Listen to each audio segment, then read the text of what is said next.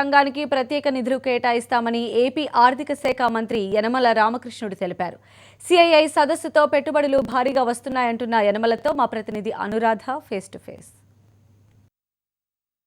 రాష్ట్ర ప్రభుత్వం ప్రతిష్టాత్మకంగా సిఐఐ సమ్మిట్ను విశాఖపట్నంలో రెండోసారి నిర్వహిస్తుంది. రాష్ట్రానికి భారీ స్థాయిలో పెట్టుబడులు కూడా ఇప్పటికే రావడం జరిగింది. దీని మీద అనేక మంది కంపెనీలు ఎంఓయూలు కూడా చేశారు. మరి రాష్ట్ర ఆర్థిక మంత్రి మనతో ప్రస్తుతం యనమల రామకృష్ణ గారు ఉన్నారు. మరిన్ని వివరాలు మనం ఆయన అడిగి తెలుసుకునే ప్రయత్నం చేద్దాం. Sir, good evening sir.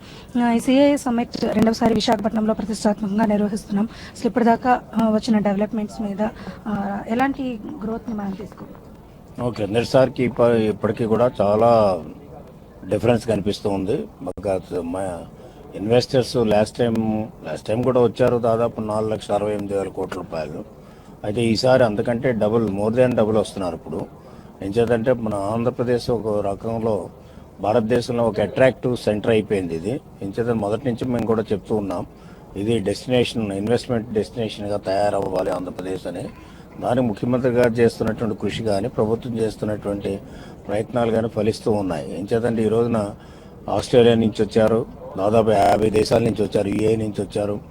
50 దేశాల వాళ్ళు కూడా they have keen interest in investing in Andhra Pradesh. అంచేత వాళ్ళ ఇంట్రెస్ట్ చూస్తూ ఉంటే మన ఆంధ్రప్రదేశ్లో దాదాపు ఈ సంవత్సరం ఈ సమ్మిట్లోనే 10 లక్షల కోట్ల పైన ఇన్వెస్ట్మెంట్స్ వచ్చేటువంటి అవకాశం కనిపిస్తుంది. దానికి సంబంధించిన వరకు ఎంఓఈస్ ఎంటర్ అవుతున్నారు. బట్ అవి మెటీరియలైజ్ చేసుకోవడం అనేటువంటి ప్రధానమైన అంశం. అంచేత దానివల్ల కొన్ని లక్షల ఉద్యోగాలు వస్తాయి. అంచేత ఈ మెటీరియలైజ్ చేసుకోవడానికి కూడా విగరస్గా ప్రయత్నాలు చేస్తుంది ప్రభుత్వం. ఇప్పటికే మనం భారతదేశంలో ఎక్కడా లేనట్టుగా దాదాపు గత సమ్మిట్లో వచ్చినటువంటి ఇన్వెస్ట్మెంట్లో 50% వరకు కూడా గ్రౌండ్ చేయగలిగాం. మిగతావి కూడా చేయడానికి ప్రయత్నాలు చేస్తున్నాం. మళ్ళీ ఈ సమ్మిట్లో దాదాపు దగ్గర 900 వరకు కూడా ఈ యొక్క ఎంఓఈస్ వస్తున్నాయి.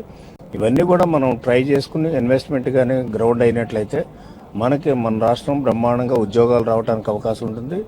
ఈ రాష్ట్రం అన్ని రంగాల్లో అభివృద్ధి చెందడానికి అవకాశం ఉంటుంది. మన ఎకానమీ కూడా ఏదైతే అనుకుంటున్నామో డబుల్ డిజిట్ గ్రోత్ అది సాధించడానికి కూడా అవకాశం ఉంటుంది. బడ్జెట్లో ఇండస్ట్రియలిస్టులు ప్రత్యేకంగా కొన్ని డిమాండ్స్ పెడుతున్నారు అన్నది వినిపిస్తున్నమాట.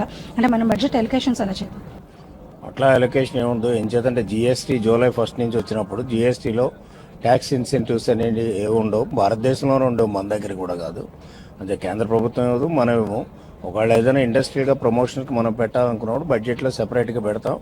ఈ ఇండస్ట్రియల్ ప్రమోషన్కి సెపరేట్ ఎలొకేషన్స్ ఉంటాయి. అవి బడ్జెట్లో ఫైనల్గా అసెంబ్లీలో పెట్టిన తర్వాత చూడాలి.